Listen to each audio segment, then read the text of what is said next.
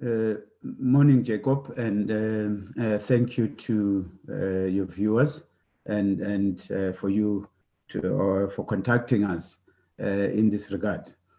The medical aid view has been, in some way wanting to water down the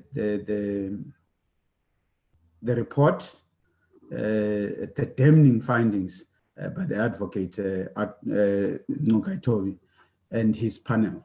And we have seen this all along because they have wanted to block the report as far back as 4 April 2020, when this preliminary report was supposed to be released.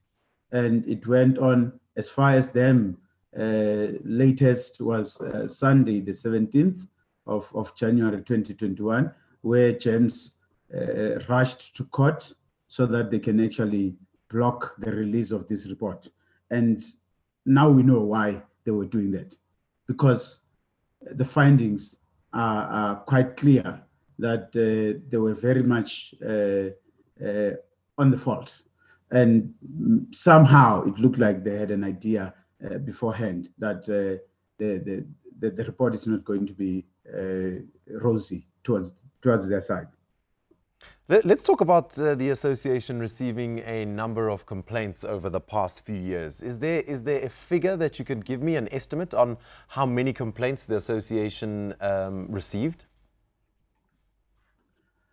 Well, maybe the exact figure would be difficult to mention, because almost every day, as far back as 2016, 2015, we were receiving complaints from that point. And we were going to different medical aid houses to represent healthcare professionals. And as such, I mean, I'm saying it will be difficult because at some point, James had a 17-page names, which were mostly blacks. And I mean, a 17-page would mean over 100, 200 people at some point in that page. And that was just one medical aid. There was Polmed, there was the Medscheme, Discovery was at the forefront at that particular point. And that tells you that surely this number was very high of the very mostly black people or black healthcare professionals that are being harassed, persecuted at the time.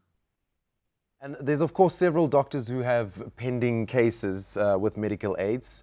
You guys have called for compensation. Do you know if some or many of them have actually received some sort of compensation? No. Actually, we know for sure that they haven't received anything. And in effect, these medical aids have continued with these practices, even post this release of the interim report. And you would, as I indicated earlier, I think they have gone on to try and step up their ways of writing letters and wanting monies from the healthcare professionals instead of stopping the process itself. And that's what we were calling for, to say, now that it's not just us who are saying you are wrong, you are unjust, this is unfair. Even an independent person, which we have always asked for, that be part of the process, has indicated that this is unfair, this is unjust, it can't pass the constitutional muster.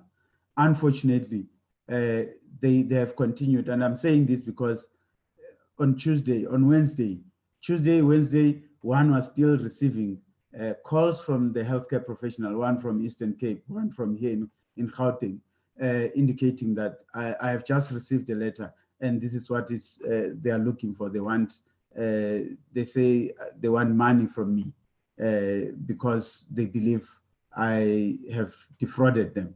And forgetting that, in effect, I think as the advocate indicated, fraud somehow, it's not just a word that can be used loosely. It's a legal word. where you can then, you have to be, it has to be taken to a test that indeed you have done something with intention to defraud somebody. Unfortunately, in this case, that has not been applied, but instead, on the other side, we find that the medical aids themselves, in actual fact, they go and apply this Section 59, unilaterally and in the most harshest way.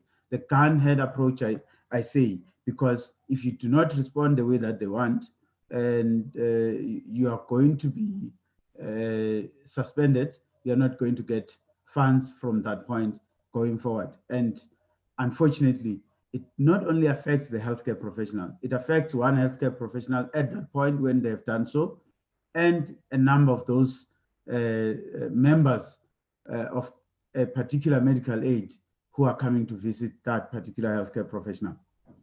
So apart from this interim report, once everything is finalized, can these medical schemes be punished in some sort of way? Will they be fined a fine, or how will it work out? How will they be dealt with for doing this to young practitioners, black practitioners? I think this is a sad moment that we are still speaking of something like this, where you're saying healthcare, black healthcare practitioners have been sort of discriminated, and there's a high level of racism which has been institutionalized in the medical industry.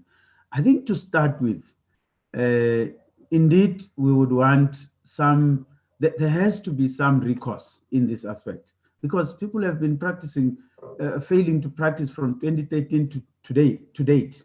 I mean, if you were to look at that and say how much damage, how much undue distress that has caused to some of the practitioners and the families that have been impacted by this at this particular point, it's immeasurable scale. We can't even start to think about it.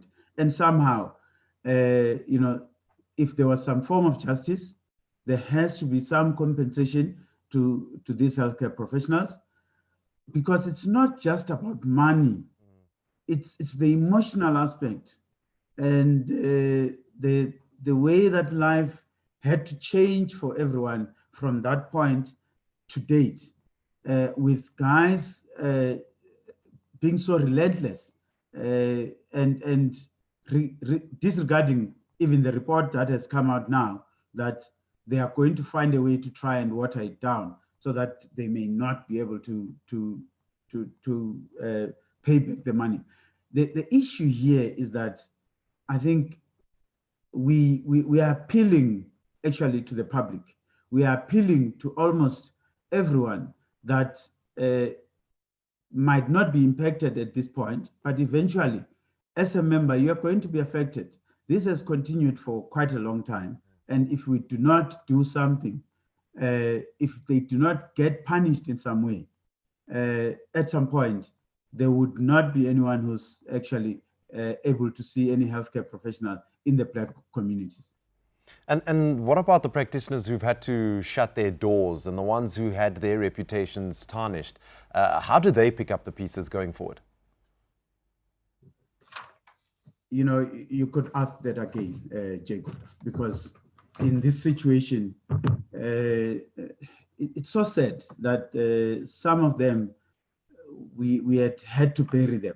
We had to, just accept that they would leave the industry that is regarded as scarce skills. At this particular point, even worse, we have COVID ravaging the whole world.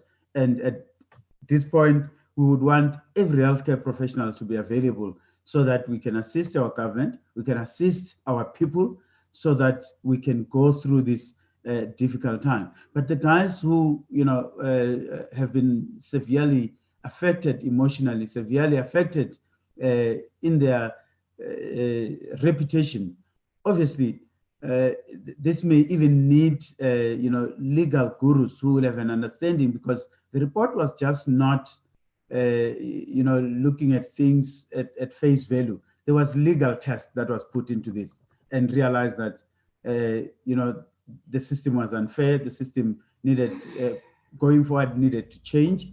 And for some of these things, if there was a legal test, surely it means that there can be a legal recourse and some sort of compensation and reimbursement of those healthcare professionals that had been affected. All right, we'll leave it there. That was the Deputy Chairperson of the National Healthcare Professionals Association, Council Lutendo Phaswana. Thank you so much for your time, Lutendo.